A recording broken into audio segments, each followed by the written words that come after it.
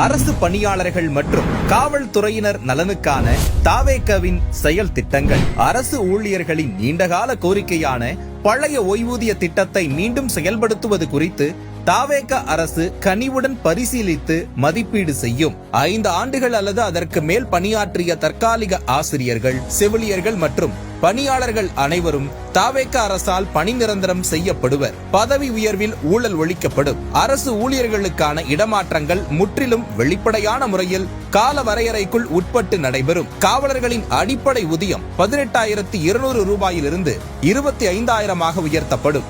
மன அழுத்தம் நிறைந்த பணிகளில் உள்ளோருக்கு மாதம் 1000 ரூபாய் கூடுதல் பணிப்படி வழங்கப்படும். காவலர் நலன் மற்றும் பணி நிபந்தனைகள் சட்டம் இயற்றப்பட்டு பணி நேரம் முறைப்படுத்தப்படும்.